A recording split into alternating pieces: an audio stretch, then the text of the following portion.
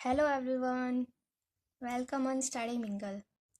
आज की इस वीडियो में हम सीखने वाले हैं मॉडल वर्ब्स के बारे में।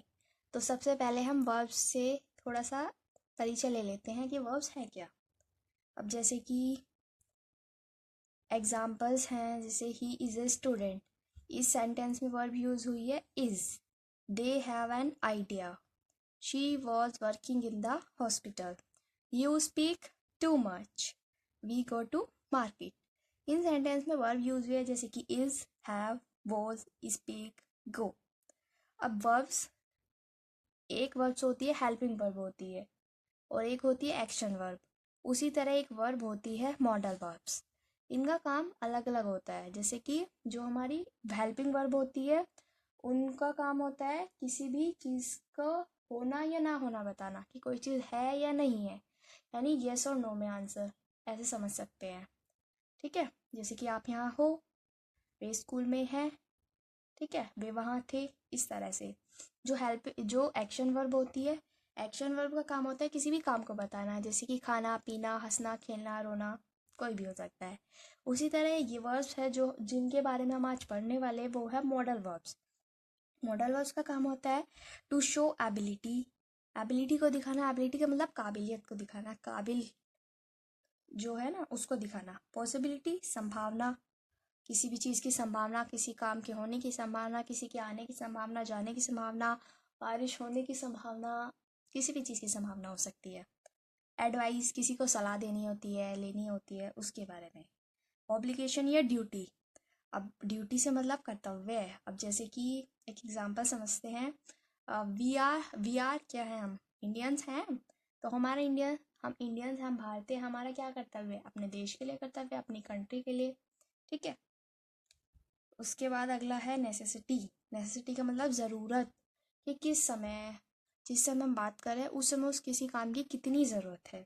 अब इन सब के बारे में हम अलग अलग एक्सप्लेन से समझेंगे, क्योंकि इन सब के लिए अलग अलग मॉडल वर्ब यूज़ होती है। जैसे कि कैन, कुड, मे, माइट, ठीक है, will, have, will, shall, has to, have to, had to, इस तरह से। तो आइए फर्स्ट वर्ब समझते हैं जो है कैन। कैन का यूज़ होता है टू शो एबिलिटी, कैपेसिटी और पावर। एबिलिटी का मतलब क्षमता को, काबिलियत को दिखाने के लिए होता है। काबिल जो वर्ड है ना, काबिल, काबिल का मतलब क्या होता है कि कोई इंसान उस काम को करने के लायक है या नहीं है, यानी उसके अंदर इतनी कैपेसिटी है या नहीं है। जैसे कि मैं आपके बारे में बात करती हूँ, तो क्या आप इंग्लिश बोल सकते हैं? क्या आप उतने काबिल हैं कि आप इंग्लिश बोल सके? Of course you can speak English. They can work hard for success. Way work hard कर सकते हैं, मेहनत कर सकते हैं, किसके लिए? सक्सेस पाने के लिए। अब सक्सेस पाने के लिए कोई भी मेहनत कर सकता है, लेकिन नहीं करते, वो बात तो अलग है। सबकी बात नहीं कह रही हूँ, कुछ होते हैं ऐसे जो नहीं करना चाहते, लेकिन कर तो सकते हैं ना सब। तो they can work hard for success. Harry can not do anything. Harry कुछ भी नहीं कर सकता, उसके अंदर इतनी काबिलियत नहीं है, उसके अंदर इतनी क्षमता नहीं है कि वो कुछ करे। फिर अगला यूज़ है टू गिव और टेक परमिशन। परमिशन लेने के लिए या देने के लिए। जब भी हमें किसी कोई चीज़ मांगनी होती है, मतलब हमें किसी से परमिशन लेनी होती है, तो हम यूज़ करेंगे कैन का। जैसे कि अगर आपको किसी से पेन लेना है तो उससे परमिशन लेंगे ना, किसी का सामान लेने से पहले। Can I take this pen? क्या मैं पेन ले सकता हूँ? You can not come here, आप यहाँ नहीं आ सकते। You can join us for help, आप हमें ज्वाइन कर सकते हैं जब भी आपको ज़रूरत हो। ठीक है। तो हमने कैन के दो यूज़ पढ़े, एक एबिलिटी को बताने के लिए, यानी क्षमता को, काबिलियत को बताने के लिए, शक्ति को बताने के लिए, दूसरा परमिशन लेने के लिए या देने के लिए। अब अगली वर्ब है मे। मे का यूज़ कब होता है? मे का पहला यूज़ होता है परमिशन के लिए होता है। जैसे कि आपने नोटिस किया होगा, जब आप स्कूल्स में जाते हो, स्कूल में जाके क्लास में एंटर करने से पहले क्या कहते हो? कमेंट करके ज़रूर बताओ मुझे। चलिए मैं भी बता देती हूँ क्या कहते हैं। ऐसे ही तो बोलते हैं, मे आई कम इन सर, या मे आई कम इन मैम।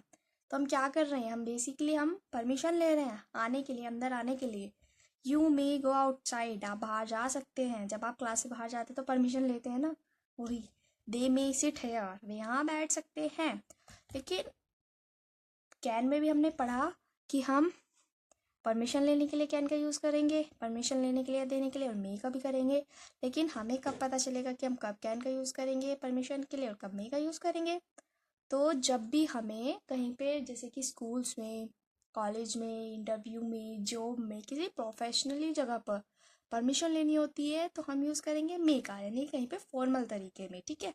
लेकिन अगर हमें रैंडम परमिशन लेती हो, अपने फ्रेंड से लेनी है, फ्रेंड से परमिशन कौन लेता है, वैसे नहीं लेता ना। अगर हमें किसी और कहीं और जगह पर लेनी होती है, कहीं पे मतलब प्रोफेशनली नहीं, तो हम यूज़ करेंगे कैन का परमिशन के लिए, ठीक है। अब मे का दूसरा यूज़ है पॉसिबिलिटी के लिए, संभावना बताने के लिए। संभावना से मतलब किसी भी काम की संभावना, किसी बारिश होने की संभावना, किसी के आने की संभावना, जाने की संभावना, कुछ भी हो सकता है। जैसे एग्जाम्पल्स है ही मे बी देयर, वह वहाँ हो सकता है, संभावना है ना। फिर अगला example, it may rain today, आज बारिश हो सकती है। पर अगर आसमान साफ नहीं, आसमान में बादल छाए हुए हैं काले काले, तो उसको देखिए कोई क्या गैस करेगा, यही तो गैस करेगा कि बारिश हो सकती है, संभावना है ना, इसलिए दैट मे बी ट्रू, ऐसा सच हो सकता है, जो किसी उसने कहा तो हो सकता है वह सच हो, ठीक है।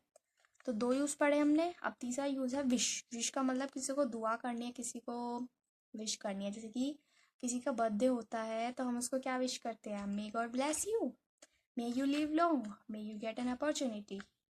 आपको एक अपॉर्चुनिटी का मतलब होता है आपको एक मौका मिले, एक मौका और मिले आपको, ठीक है। तो हमने पढ़ा मे के 3 यूज़, पहला परमिशन के लिए, दूसरा पॉसिबिलिटी संभावना के लिए, और तीसरा विश के लिए, विश करने के लिए। अब अगली वर्ब है कुड। कुड का यूज़ क्या कहाँ पे होता है, जैसे हमने कैन का यूज़ करा था काबिलियत को बताने के लिए, काबिल होने है या नहीं है उसको बताने के लिए वो किया था, लेकिन वो हमने किया था प्रेजेंट टेंस में। कुड का करेंगे हम पास्ट में, यानी पास्ट में जिसके बारे में हम बात कर रहे हैं वो उस काम को कर सका या नहीं कर पाया, वो उस लायक था या नहीं था। अब जैसे कि सपोज करो आप ट्यूशन पढ़ रहे हैं, ठीक है। आपका ट्यूशन है शाम के 4 बजे। अब शाम के 4 बजे आपको जो पढ़ाया जा रहा था उस टाइम पे आपको कोई पॉइंट समझ नहीं पाए आप, तो क्या बोलेंगे कि आप उस समय वो पॉइंट नहीं समझ सके। लेकिन जैसे ही आप घर पे आए और घर पे आके अपने अपने नोट्स रिवाइज किए तो आपको वो समझ में आ गया, है ना। तो उस टाइम पे जब आपकी क्लास थी तो आप उस पॉइंट को नहीं समझ सके क्लियरली, लेकिन बाद में तो समझ पाए ना। तो पास्ट में जो हमने यूज़ किया समय नहीं समझ सके, तो हम पास्ट के लिए यूज़ करेंगे कुड का। I could not understand that point, मैं उस पॉइंट को नहीं समझ सका। जब हम जिस टाइम में हम बात कर रहे हैं पास्ट में जो बीत चुका है उसमें। अगला है he could write clearly in first class, में फर्स्ट क्लास में क्लियर लिख सका, साफ साफ लिख सका। भाई अगर कोई फर्स्ट नर्सरी में, LKG में, UKG में 3 साल तक लगातार लिख रहा है, फर्स्ट में तो क्लियरली तो लिखेगा ना, ठीक है। अब अगला यूज़ है पॉसिबिलिटी के लिए, संभावना के लिए, किसी भी चीज़ की संभावना हो सकती है, आने की संभावना। He could go by train, वह ट्रेन से जा सकता है, वह आ जा सकता है, ये अपना काम कर सकते हैं, संभावना के बारे में हम बात कर रहे हैं। We could finish a work on time, हम अपना टाइम पर काम फिनिश कर सकते हैं। They could find the books, they could find the books, वे बुक्स ढूंढ सकते हैं। लेकिन जो हम संभावना के लिए यूज़ करें वो प्रेजेंट टेंस में करें, पास्ट में नहीं कर रहे हैं। पॉसिबिलिटी के लिए जो हम संभावना के लिए यूज़ करें वो प्रेजेंट में कर रहे हैं। अगला यूज़ है पोलाइट रिक्वेस्ट के लिए। अगर हमें किसी से बहुत ही तमीज़ के साथ, कहे कि तमीज़ के साथ बहुत ही रेस्पेक्ट के साथ किसी को रिक्वेस्ट करनी है तो हम यूज़ करेंगे कुड का। जैसे कि could I take this pen, क्या मैं पेन ले सकती हूँ।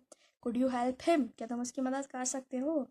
कुड दे कम हेयर, क्या वे यहाँ आ सकते हैं, तो हम यूज़ करेंगे कुड का, ठीक है। अब जैसे कि एक एग्जांपल और दूँ आपको, क्या आप मेरे चैनल को सब्सक्राइब कर सकते हैं। कर सकते हैं तो करो ना, वेट किस चीज़ का है। चैनल को सब्सक्राइब करो और बेल आइकन को भी प्रेस कर दो, और वीडियो कैसी लगी इसको कमेंट सेक्शन में ज़रूर बताओ। अगली वर्ब है माइट। अब माइट का यूज़ होगा पॉसिबिलिटी के लिए, संभावना बताने के लिए। He might go with you, वह तुम्हारे साथ जा सकता है, हो सकता है वह जाए, हो सकता है ना जाए। या ब्रदर माइट कम टुडे, तुम्हारा भाई आज आ सकता है, अगर उसकी छुट्टी होगी तो आ भी सकता है ना, नहीं होगी तो नहीं आएगा। मार्केट माइट ओपन टुडे, बाजार आज खुल सकता है, ठीक है। अब आपके मन में एक डाउट ज़रूर घूम रहा होगा कि हमने जब मे पढ़ा तब भी हमने संभावना के लिए मे का यूज़ किया, संभावना के लिए हमने कुड में भी, और संभावना के लिए माइट में भी। तो अब हमें कैसा पता चलेगा कि कब हम मे का यूज़ करेंगे, कब हम कुड का यूज़ करेंगे और कब हम माइट का यूज़ करेंगे। तो इसी प्रॉब्लम का सॉल्यूशन मैं आपको दूंगी माइट को पढ़ाने के बाद। अगर आपको पता है तो मुझे कमेंट में बताइए। अब अगला यूज़ है सजेशन के लिए। सजेशन किसी को सजेस्ट करना होता है, ठीक है। तो यू माइट डू दिस, आप यह कर सकते हैं। अब करने वाले की मर्जी है, वो करे या ना करे, तो सजेस्ट ये होता है basically. You might do this, आप ये कर सकते हैं। They might take the train at 8 AM में 8 बजे की ट्रेन ले सकते हैं। He might purchase the laptop, laptop खरीद सकता है, शायद वो खरीदे या ना खरीदे, वो उसके ऊपर है ना, उसको सजेस्ट कर दिया ओनली। रिक्वेस्ट, किसी प्रार्थना कर रहा है, रिक्वेस्ट कर रहा है, तो हम माइट का यूज़ करेंगे। Might I borrow your bag. अब आ चुका है समय उस डाउट को क्लियर करने का कि हम पॉसिबिलिटी यानी कि संभावना को बताने के लिए हम किसका यूज़ करेंगे, मे, कुड या माइट। अब अगर किसी भी चीज़ की संभावना बहुत ज़्यादा है, जैसे कि एक एग्जाम्पल लेते हैं, आकाश में यानी कि आसमान में चारों तरफ अंधेरा, आसमान है काला, हर जगह काले काले बादल, बिजली रही है चमक, तो उस ऐसे सीन को देख के क्या कोई गेस करेगा, यही तो लगेगा ना कि बारिश होने वाली है। तो बारिश होने की उस समय संभावना बहुत ज़्यादा है, तो हम जब यूज़ करेंगे कुड का कि इट कुड रेन, ठीक है, इट कुड रेन नाउ, ठीक है। और अगर ये तो हो गया, हमने बता दिया कुड का यूज़ करेंगे जब संभावना बहुत ज़्यादा है। लेकिन अगर सिर्फ रैंडम बादल है, ठीक है, एक बादल है वैसे आता हुआ दिखाई दे रहा है, हवा चल रही है, तो थोड़ी थोड़ी संभावना लग रही है हमें कि बारिश हो सकती है, शायद हो शायद ना हो, यानी ये किसी भी चीज़ की संभावना बहुत कम है, तो हम करेंगे माइट का यूज़, ठीक है। लेकिन अगर संभावना लगभग सेम है, होने की भी ना होने की भी, तो हम यूज़ करेंगे मे का, ठीक है। अब हम अगली वर्ड समझते हैं विल। अब विल का यूज़, विल को तो आपने आज से पहले देखा ही होगा, विल का यूज़ पढ़ते हैं, विल शैल वो है। तो विल क्या है, विल का यूज़ करेंगे हम जब भी हमें फ्यूचर का कोई भी काम दिखाना होता है, फ्यूचर में कोई भी काम होने वाला है, जैसे कि वह कल स्कूल जाएगा, तुम यहाँ आओगी, मैं लेक्चर रिकॉर्ड करूँगी, आप अपने पेपर के लिए तैयारी करेंगे, तो कोई भी फ्यूचर का कोई काम, उसके लिए आप विल का यूज़ करेंगे। He will go to school tomorrow. She will come here today. Will you give him a pen? क्या तुम उसको एक पेन दोगे? Will they beat you? क्या भाई तुम्हें पीटेंगे? तो will का यूज़ कब किया हमने, अगर हमें फ्यूचर का कोई भी काम दिखाना होता है। फिर अगली वर्ब हम है नीड, ठीक है। तो नीड का यूज़ हम करेंगे जहाँ पर ज़रूरत होती है, रिक्वायरमेंट के लिए। अब जैसे कि सपोज करो कल आपका एग्ज़ाम है, ठीक है, और एग्ज़ाम से पहले आपने कुछ भी नहीं पढ़ा और आज रात को आप बैठे हैं, ठीक है, तो उस टाइम पे आपको पढ़ने की ज़रूरत है या नहीं है, खुद बताओ, कमेंट में करके मुझे बताओ, आपको पढ़ने की ज़रूरत है अगर आपने कुछ भी नहीं पढ़ा है। क्योंकि अगर आप नहीं पढ़ोगे तो कल पेपर में क्या लिखोगे, तो उस टाइम पे ज़रूरत है या नहीं है आपको पढ़ने के लिए, ठीक है। तो ऐसी जगह पर हम यूज़ करेंगे नीड का। आई नीड टू गो, मुझे जाने की ज़रूरत है।